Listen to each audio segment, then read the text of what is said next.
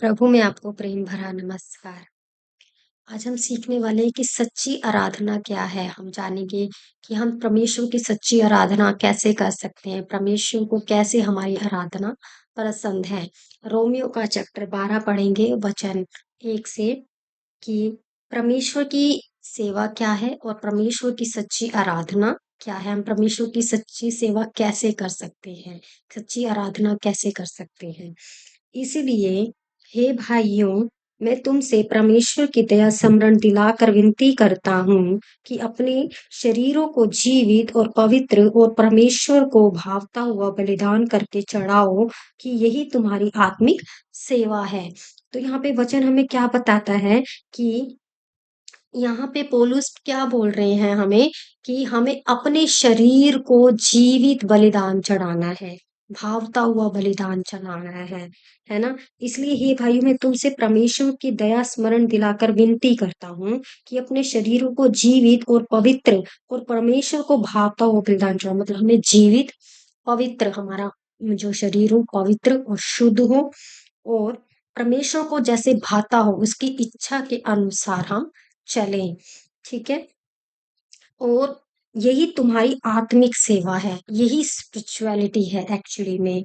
ये नहीं कि हम रिचुअल्स को फॉलो कर रहे हैं, इधर-उधर जा रहे हैं, नहा रहे हैं, स्नान कर रहे हैं, पर परमेश्वर को ये तो है केवल शरीर के काम है। लेकिन जो परमेश्वर की सच्ची आराधना है, वो क्या है कि हम अंदर से शुद्ध और पवित्र हो, हमारे मन में किसी के प्रति कोई घृणा, बैर भाव, पाप, ईर्ष्या, जलन, है ना? ये सब लालच, लालसाएँ ना हो। तो ये है परमेश्वर की सच्ची आराधना। इस संसार के दृश्य ना बनो परंतु तुम्हारे मन के नए हो जाने से तुम्हारा चाल-चलन भी बदलता जाए। तो जैसे हम परमेश्वर को धीरे-धीरे जानते हैं, हमारा मन क्या है बदलता चला जाता है, हम परमेश्वर के अनुसार चलते हैं। तो हम संसार के अनुसार ना चलें, जो संसार कर रहा है, जो लालसाओं में पड़ा हुआ है, गंदे-गंदे काम कर रहा है, कॉम्पिटिशन में पड़ा हुआ है, ये हमें ऐसा चाहिए, ऐसा कपड़ा चाहिए, ऐसा पहनावा, हमारा चाल-चलन, पहनावा सब कुछ बदल जाना चाहिए क्योंकि हम परमेश्वर के बच्चे बन चुके हैं। अब हम संसार में हैं तो सही, लेकिन हम संसार के अनुसार ना चले। जैसे कि एक बोट होती है, वो पानी में होती तो है, लेकिन वो डूबती नहीं है क्योंकि उसको पता है कि मैंने इसमें रहना है पर मुझे डूबना नहीं है। तो इसी तरीके से संसार में हमें रहना है पर संसार के अनुसार हमें चलना नहीं है। हम परमेश्वर के अनुसार चले, आत्मा के अनुसार चले, शरीर के अनुसार ना चले। तो सदृश्य ना बने परंतु तुम्हारे मन के नए हो जाने से तुम्हारा चाल चलन भी बदलता जाए जिससे तुम परमेश्वर की भली और भावती और सिद्ध इच्छा अनुभव से मालूम करते रहो कि परमेश्वर को सचमुच क्या भाता है, परमेश्वर की हमारे जीवन में क्या योजना है, परमेश्वर हमसे क्या बात करना चाहते हैं। तो ये सब क्या है हमारे आत्मिक जीवन में परमेश्वर हमारे जीवन से क्या चाहते हैं और सच्ची आराधना जब हम परमेश्वर की इच्छा को पूरी करते हैं, परमेश्वर के अनुसार चलते हैं, परमेश्वर के रूल रेगुलेशन को फॉलो करते हैं, ठीक से रहते हैं, ठीक से चलते हैं, ठीक से बैठते हैं, बात करते हैं, मेल-मिलाप लेकर आते हैं, प्रेम लेकर आते हैं, शांति लेकर आते हैं, धीरज लेकर आते हैं। ये सब चीज़ें क्या है आत्मिक चीज़ें हैं जो परमेश्वर के साथ हमारा मेल-मिलाप करते हैं। फिर हम अपनी लालसा नहीं कि मुझे ऐसा पसंद है पहनना तो मैं ऐसा पहनूँगा, नहीं। जैसा फिर परमेश्वर को पसंद है पहनना कि हमारा पूरा शरीर कवर हो, गलत ना हो हमारी बॉडी में कुछ ऐसा, कोई हमारे को गलत नज़रिए से ना देखे, तो इस तरीके से हमें चलना है और पहनावा भी रखना है। दूसरों के साथ मेल-मिलाप रखना है, प्रेम रखना है, शांति को लेकर आना है ना? और अपने मन में संयम लेकर आना है, हर चीज़ पे प्रभु पे विश्वास करना है, दूसरों के जीवन में हमें आशीष का कारण बनना है ना? किसी की हमेशा हर दूसरों की मदद के लिए हमें तैयार रहना है, लेकिन कोई हमारे को पागल भी ना बनाए इसके लिए भी हमें संचेत रहना है। परमेश्वर की हर एक बात को पूरा हमें करना है। तो यहाँ पे क्या है इसका मतलब यह है कि मसीह अपने जीवन को पूरी तरह से परमेश्वर को समर्पित करे। हर एक चीज़ में परमेश्वर में हमें समर्पित रहना है, समिट रहना है कि परमेश्वर जो कहे हम प्रार्थना में प्रभु से एक हो जाते हैं जब हम आत्मा के अनुसार चलते हैं।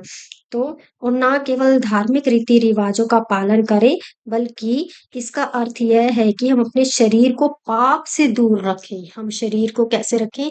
हर एक गलत चीज़ से, पाप से, जो परमेश्वर को पसंद नहीं है, परमेश्वर के विरोध में है, वो हर चीज़ पाप है। चाहे वो छोटी चीज़ है, चाहे वो बड़ी चीज़ है, चाहे हम पाप करें चोरी करके, चाहे व्यभिचार करके, चाहे झूठ बोल के, चाहे ईर्ष्या रख के, ये सब परमेश्वर के काम नहीं है। ये सारे शैतान और गलत चीज़ों के काम हैं, जो हमारे जीवन में प्रकट होते हैं।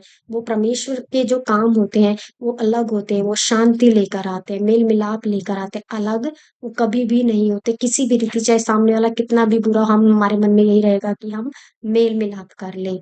हम मन में शांति को चाहेंगे, एकता को चाहेंगे, है ना? ये है। तो इसका ये अर्थ है कि हम अपने शरीर को पाप से दूर रखें और परमेश्वर की इच्छा के अनुसार जीवन को जिएँ।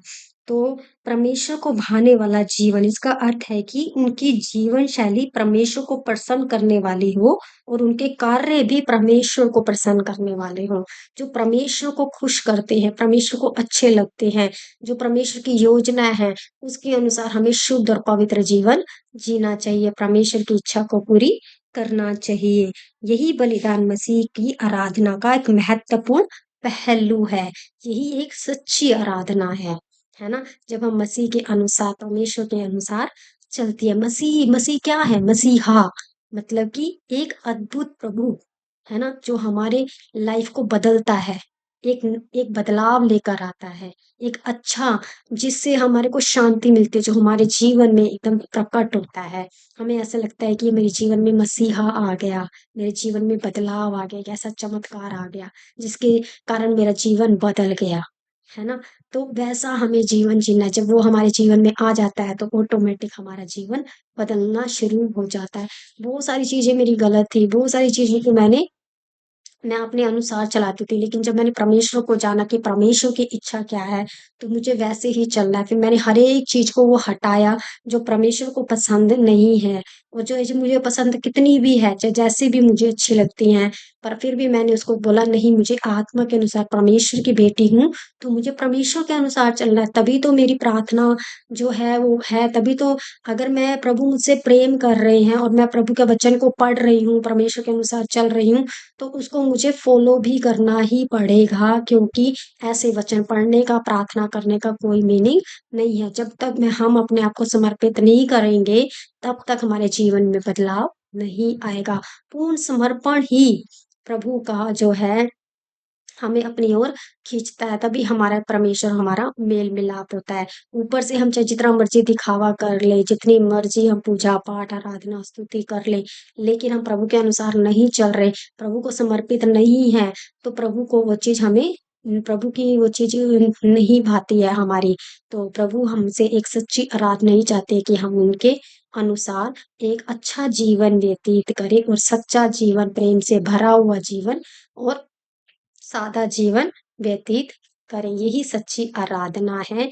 प्रभु को हमसे कुछ भी नहीं चाहिए, कोई सोना, चांदी, पैसा, हीरे-जवाहरात, इतने बड़े-बड़े तीर्थ स्थलों पे जाके दर्शन करो, प्रभु तो हमारे मन में ही रहते हैं, है ना? और प्रभु ने कहा है कि तुम परमेश्वर का मंदिर हो, है ना? सबसे बड़ा मंदिर, परमेश्वर का मंदिर हमारा शरीर है, प्रभु हमारे शरीर में रहते हैं, तो हमें इधर-उधर जाने की क्यों ज़रूरत है? जब प्रभु हमारे पास हैं, तो और हमें कहाँ पे क्या ही मिल सकता है। तो हम अपने शरीर को भाता हुआ पवित्र बलिदान करें, पवित्रताई से रहें, है ना?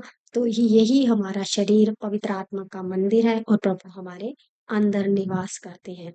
तो ये सच्ची आराधना हम जो है परमेश्वर को दे सकते हैं। तो प्रभु इस वीडियो को द्वारा आपको आशीष करे और बहुत ब्लेस करे और आप भी परमेश्वर की सच्ची आराधना करें और परमेश्वर को खोजें।